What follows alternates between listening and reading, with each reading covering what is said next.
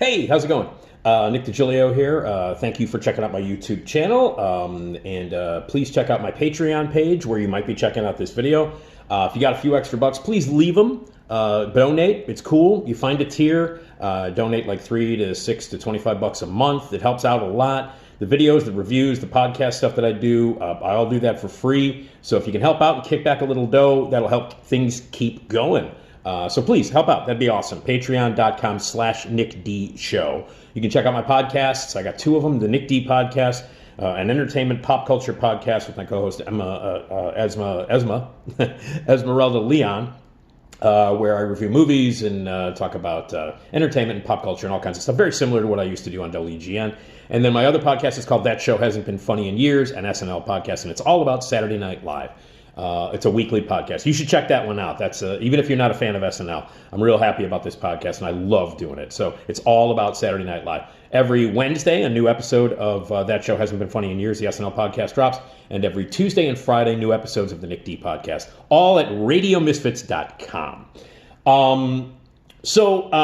I review movies, and I have been reviewing movies for 37 years professionally, all over the place. On the radio, in print, I've done it on television, I do it online, I now do it on my podcast, I now do it at WLS AM 890 on the Steve Cochran Show. I'm the film critic for WLS AM on the Steve Cochran Show. So I've been reviewing movies professionally for 37 years, and I love to review movies, which I do here on these videos, and on my podcast, and so on and so forth. And I wanted to talk about a movie that is coming out on Friday. And it's a film called A Good Person. And it is written and directed by Braff, who was the star of Scrubs back in the early mid-aughts, and then made a name for himself in 2004 as a filmmaker and writer and director when he made Garden State, which was kind of the sweetheart of the Sundance Film Festival in 2004, and became sort of a big hit among a certain faction of generation. It became sort of notorious for creating the manic pixie magic girl played by Natalie Portman. And Braff starred in it, and it was about this guy who went back to his home state of New Jersey after moving to LA to be an actor and dealing with all the crazy shit that happens, and him being in his 20s, in his late 20s, and hitting like being 30. And it did speak to some people of a certain generation. And since Garden State came out, a lot of people would admit that it's been almost 20 years now since that movie came out. It has not aged well. And it's widely considered a joke now, with the whole alternative soundtrack and the shins, and everything is so twee and precious. Everything is so beautifully, sort of staged, and the production design of his shirt matches the wallpaper, and there's all these like quirky moments that are forced. You got a great cast in there. Ron Liebman's in it, so right there it gets a pass. But it's a movie that has not aged well. And when it came out, I didn't love it. I liked it. I thought it was fine.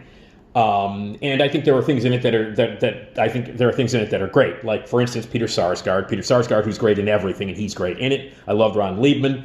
I thought that Natalie Portman was fine in it, and I didn't dislike it. I thought I liked it, actually. I thought it was okay.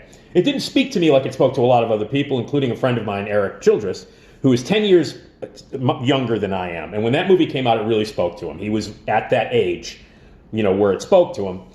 He was pushing 30, and at that point, I was pushing 40. So the movie that spoke to me that year in 2004 was Sideways. So while Eric, who's 10 years, my junior, was really moved and completely identified with everything that happened in Garden State, which I didn't. I thought it was kind of cute and whatever. But for me, the movie that got me that year was Sideways, which was a profound movie that affected me deeply, and it's still one of my favorite movies of all time, and a movie that I identified with age-wise and time-wise perfectly. I was about to hit 40 when that movie came out. It's one of the best movies ever made about midlife crisis and selfishness in men, and I've never identified more with a character ever than Miles in Sideways. Like, that character is me, and in all its flaws and all the problems that he has in being like a sort of a pretentious dick and drinking too much at that time, The only difference is that Miles and I are almost exactly alike. Like, that character is scarily. I identify very scarily with that character. The only thing is I wouldn't steal from my mom. That's the only thing that Miles does in that movie that I wouldn't do. All the other shit I would absolutely do. So anyway, Sideways hit me like a ton of bricks and just moved me deeply. Garden State did that for Eric, and Garden State did that for a lot of people who are around that age back in 2004 when it came out. And as a result, the movie became a hit, and the soundtrack became huge, and it made a huge indelible mark in pop culture, and it's not aged well. I've not watched it in a couple of years. It was on, actually, no, I should say I watched a little bit of it about 3 months ago on cable, and it does not age well. It is not. I remember I liked it. But now I can't stand it. I can't watch 15 minutes of it without wanting to put my foot through the fucking TV. So yeah, it has not aged well. And most people hate it. Garden State, if you mention Garden State in a room full of cinephiles or people who love movies, they immediately go, fuck Zach Braff and fuck that movie. Wow. He would go on to direct another twee, precious movie called Wish I Was Here, in which he starred again. And it was like a little bit older version of the sort of annoying dipshit character he played in Garden State. And then he directed a remake of Going in Style, which was a sort of a classic movie from 1979 about three old guys who do a bank heist. And he remade that, and it was awful. So the three feature films that he's directed, one was okay, has not aged well, and now we all realize is a piece of shit, and the other two are terrible. He has gone on to direct a lot of television. He did a bunch of episodes of Scrubs, of which he was the star of. He directed some episodes of Ted Lasso. He directed episodes of Shrinking, the new Harrison Ford, Jason Segel comedy. So he's been hired, and he works a lot as a director. Now, his new feature is a film called A Good Person, which stars Florence Pugh and Morgan Freeman, who is in Going in Style, his version of Going in Style. It stars Molly Shannon and Alex Wolff, and it's got a solid cast. And it's his latest movie that he wrote and directed, like he wrote Wish I Was Here, like he wrote Garden State. And he wrote and directed this movie. I hate the movie. Now, but before I get to why I hate it, the reason why I'm cutting this video is because I want to preface this by saying that this film, A Good Person, a large chunk of it deals with addiction and alcoholism and maintaining sobriety.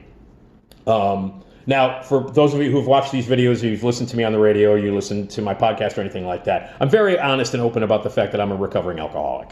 And that I was sober for 5 years, fell off the wagon because of horrible things that happened, in September of 2020 when I got fired from a radio station that I worked at for 35 years. And then I jumped back into drinking and then almost died. And then I've been sober now for 2.5 years. So I have been working on my sobriety. It's a thing that I take very seriously. It's a thing that I do not joke about. I mean, I'll joke about it because you got to have a sense of humor about it. So I fucking joke about it all the time, and things like that. So I'm not like incredibly serious about it, but it means a lot to me. And my sobriety is very precious to me, and it's a fucking hard thing to do. It's a day-by-day struggle, and I'm not exaggerating. And you hear that, I know it sounds like a cliche, and you're probably like, if you're a drinker and you're like, I don't want to hear about these people who are getting sober, and they say, oh God, it's a struggle day by day. It is. I'm sorry. I know it may sound cliched, and you probably heard it a million times, and it probably goes in one ear and out the other, but it's fucking true. When you're trying to stay sober and you're a recovering alcoholic, it's fucking hard, man. It's hard, and it's a day-by-day challenge. You get through the day, it's a good day when you do. It really is. And so when you hear, alcoholics or addicts talk about that, I know it's become a cliche, but it's the truth. Sometimes cliches are real because they're true.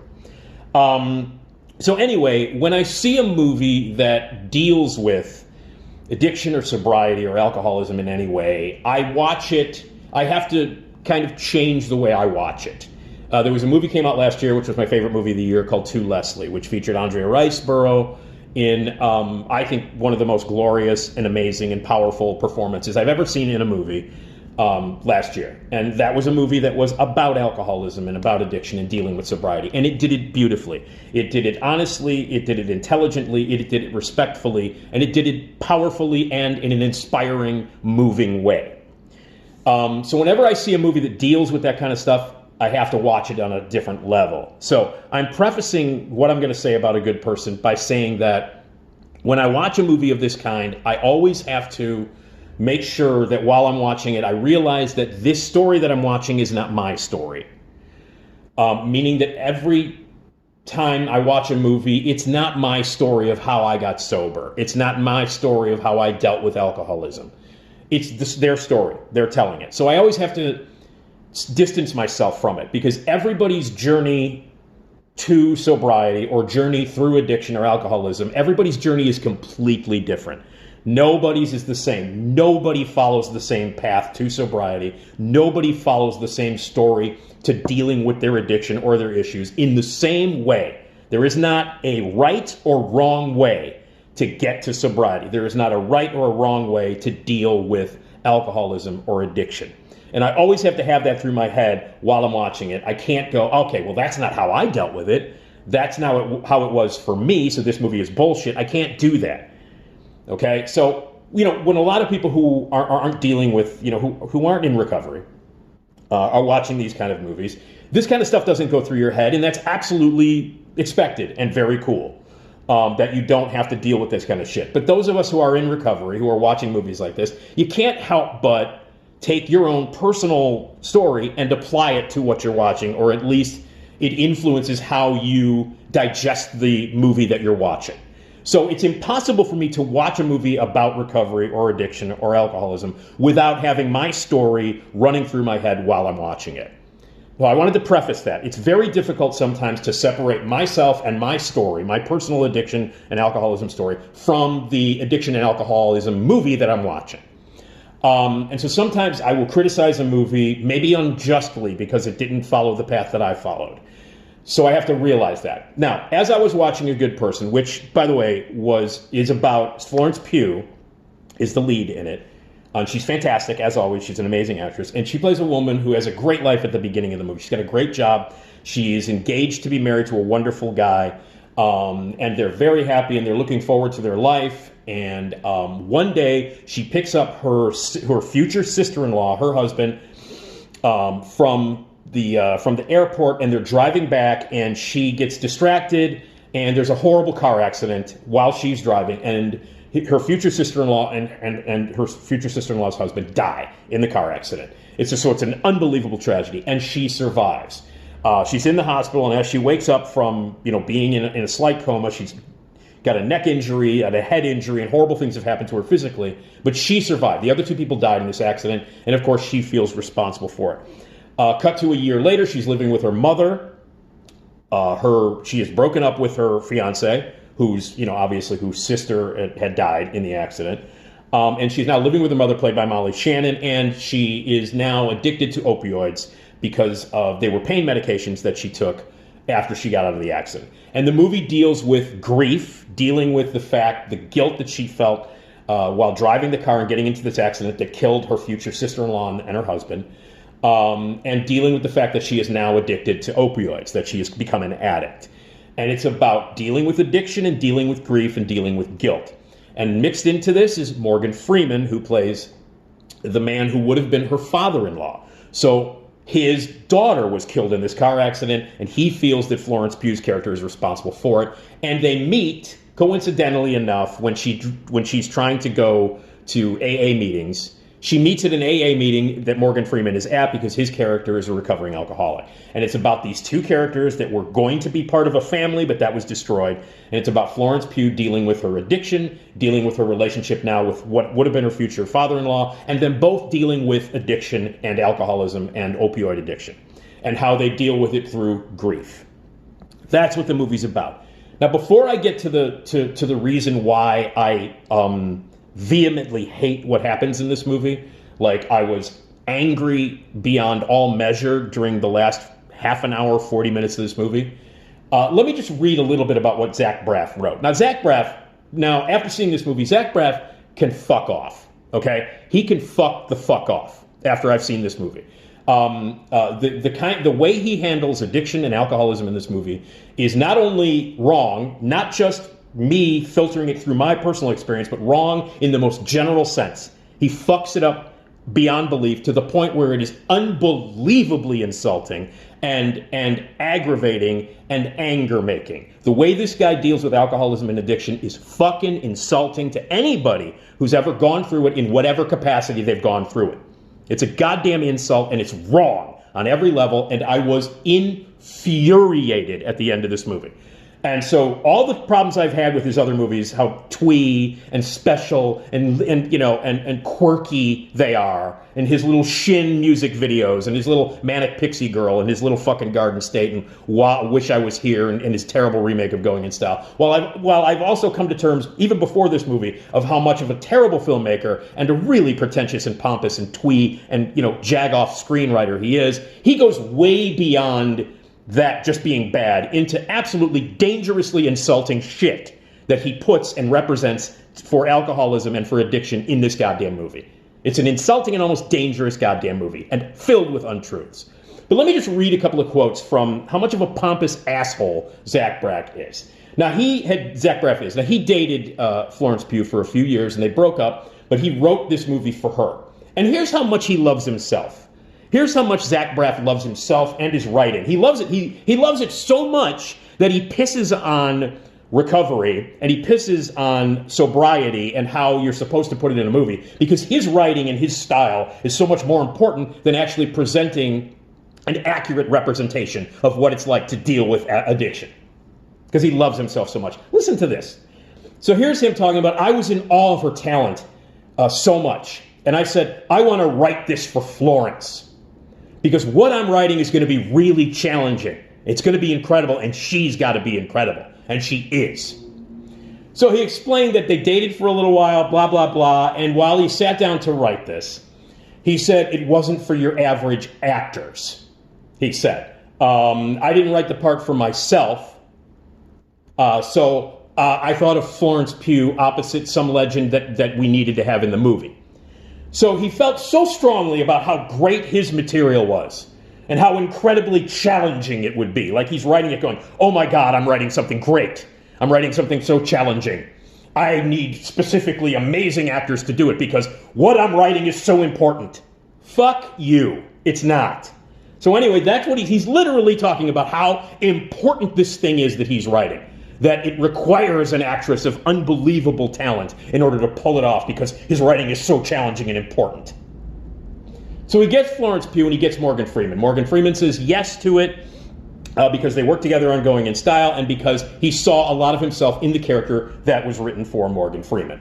And so Zach Braff goes on to say that I'm thrilled that he's doing it and so on and so forth. Now, I will say this. Zach Braff had a lot of tragedy in his life that inspired him to write this movie, and I'm not discounting that. He lost his brother, he lost his sister, and he lost his father.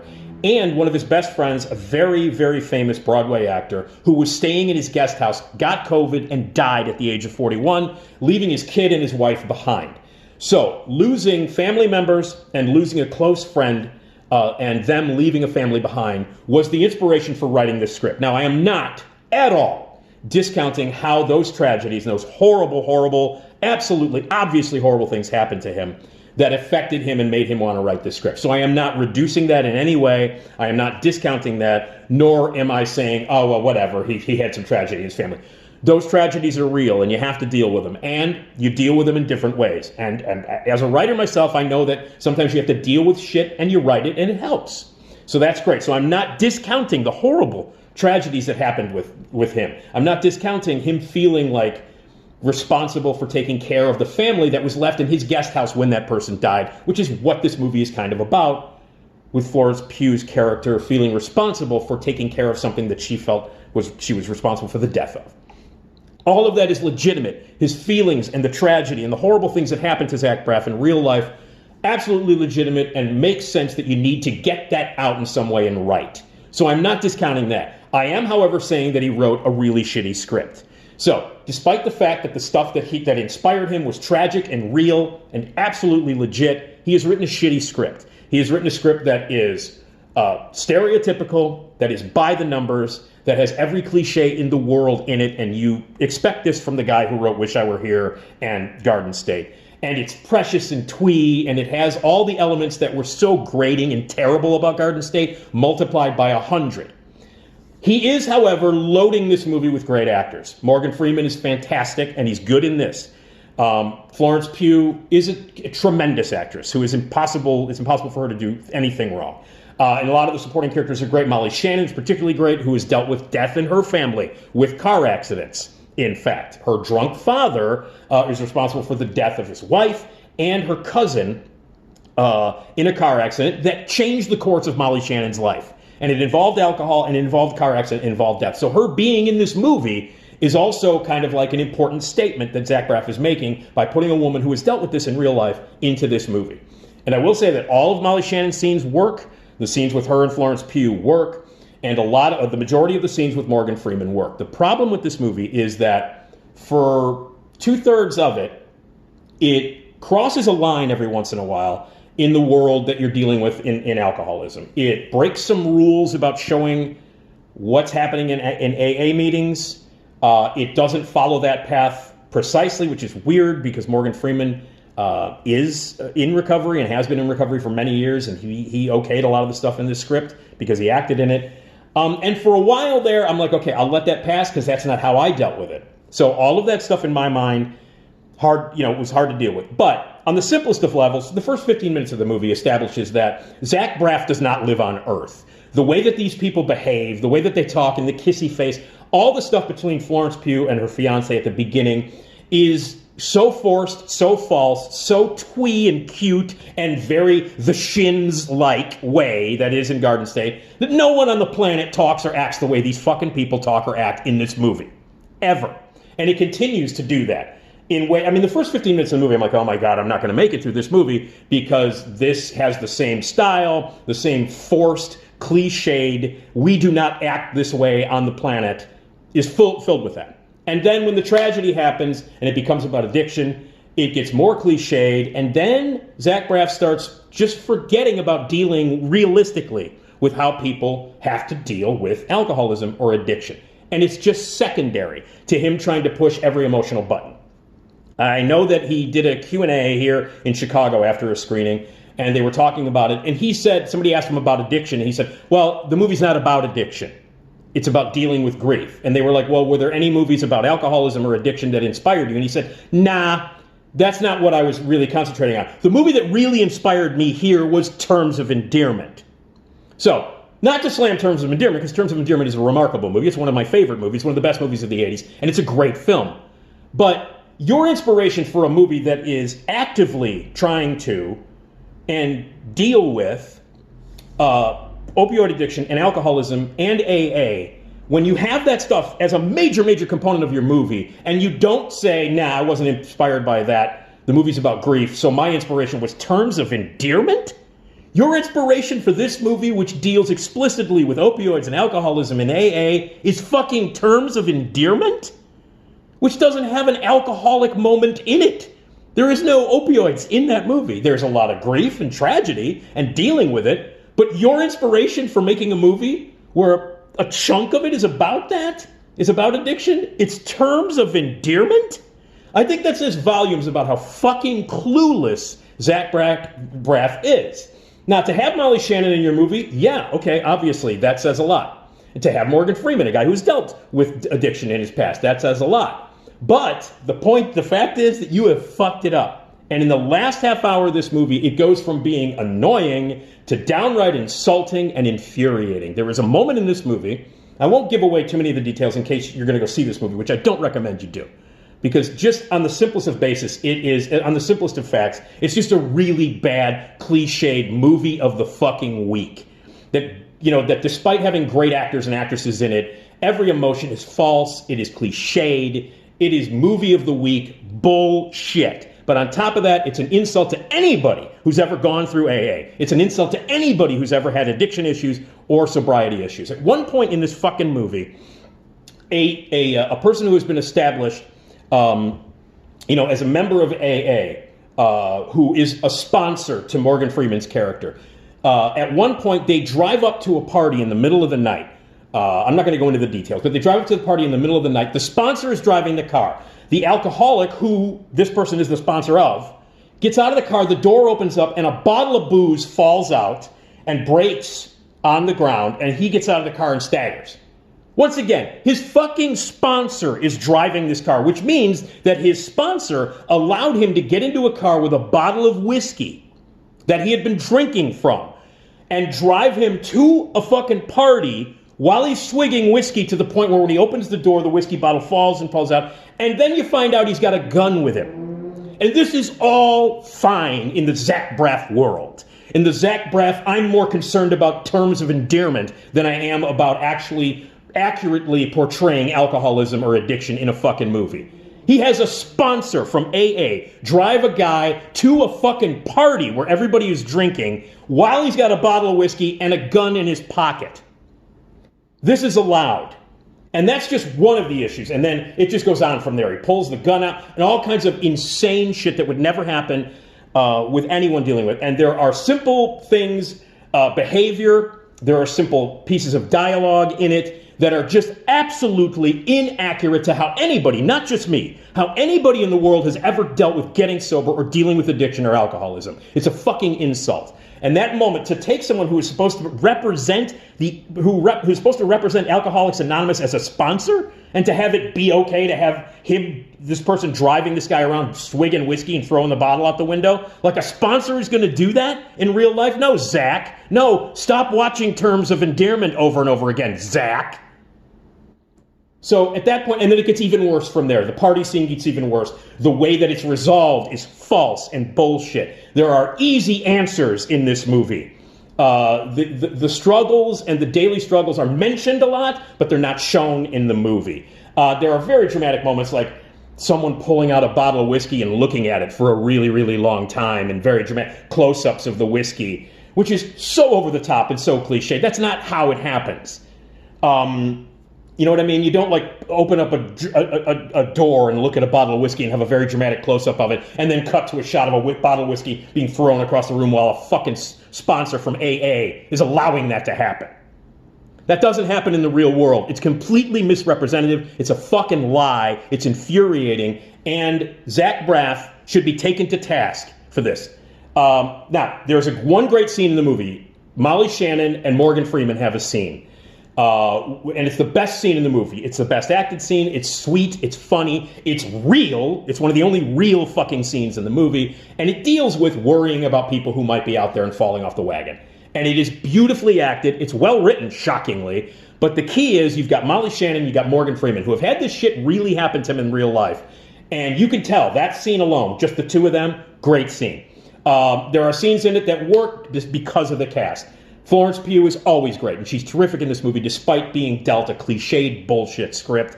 Like I mentioned, Molly Shannon, Morgan Freeman does the best he can until the last half hour when this movie goes off the fucking rails completely to the point where it's an insult to anybody who's ever had to deal with sobriety. There are other things in it that I thought were kind of funny. There's a scene in the movie where she goes into a bar in the middle of the morning and just starts drinking, and this is in New Jersey, the city she left, so there's a little Garden State reference in there. And in the bar are a couple of drunks who she knew from high school. One of them is played by Alex Wolff. And the reason why this scene, and he comes down and talks to her. So Alex Wolff and Florence Pugh have this sort of dueling scene in a bar, very adversarial scene. And I like that scene. You know why? Because it's Hereditary versus Midsommar. Okay? And that's why I liked it, because Alex Wolff was so amazing as the son in Hereditary, and Florence Pugh obviously was the lead in Midsommar. And those are both masterpieces by Ari Aster. And to see the two of those great actors, you know, graduates of the school of the insane Ari Aster, to see Hereditary represented by Alex Wolff and Midsommar represented by Florence Pugh act together, that was wonderful. So that scene, Hereditary versus Midsommar, Alex Wolff and Florence Pugh, is great. That's a great scene. Molly Shannon, Morgan Freeman, great scene. Everything else is either cliched, which I was forgiving for the first hour, or completely insulting to anybody who has ever had to deal with alcoholism or addiction. In the last half hour of this movie, I think it's dangerously misrepresentative and unbelievable horseshit and lies that nobody in the world of AA would ever allow to happen. So, yes, it's a bad movie. Yes, Zach Braff. Yes, Zach Braff is a terrible screenwriter filled with cliches. And in fact, at one point in this movie, it turns into a very twee, very Shins-like moment. He does it a couple of times where he does his little cutesy music videos that he did like 6 of them in Garden State. And so she's taking opioids and going on her little trip because she's fallen off the wagon, and she starts taking pills to deal with her life. And of course, he turns it into a cliched, twee, beautiful, Garden State, Shins-like music video. That's how he deals with the reality. He deals with it by making it cute, by making it cliched, by turning it into the bullshit, precious shit that he did in Garden State and turning it into a music video. So instead of dealing with those kind of things head on and realistically, he's like, no, I think I'll watch Terms of Endearment again, and I'll make another Shins music video, fill the movie with cliches until the point where I disregard everything that AA stands for and disregard everything that any human being has ever dealt with to get through addiction. So it's a bad movie on the simplest of levels. You should just, you should not see it, despite the fact that there are great actors and actresses in it, despite the fact that there are some good performances in it. Zach Braff's writing and his direction are not just subpar, they're awful. And you should skip a good person on that level. It's a bad movie. Beyond that, it is an unbelievably, infuriatingly inaccurate and fucking insulting movie to anyone who's ever dealt with alcoholism or addiction. It's a fucking insult. It's a crime. So, I have rarely been this angry after a movie. When this movie was over, after the screening, I was infuriated. I had to go somewhere and blow off some steam. This movie made me angry. This movie made me very, very angry. Not just because it's a shitty movie, which it is, but because it's a lie. It's a flat-out misrepresentation and a goddamn lie and an insult to anybody who's ever had to work on their sobriety. It's a fucking insult. And Zach Braff should be goddamn ashamed of himself. So not only on the surface level is he a bad writer and a bad director, but he's fucking insulting. So, a good person, bad movie, completely, but beyond that. So I just wanted to warn everybody. And if I'm being preachy, I apologize. But my story and my personal dealings with addiction and alcoholism mean a lot to me. And when I see something like this, that goes beyond just being bad and cliched, that goes into dangerous misrepresentation of what it's like to deal with these struggles, I get angry. I get very fucking angry. And I will not apologize for being this angry about watching this goddamn movie. So, anyway, it's a bad movie. Don't see it. Now I'm all riled up. You know what? I need to watch some Powerpuff Girls.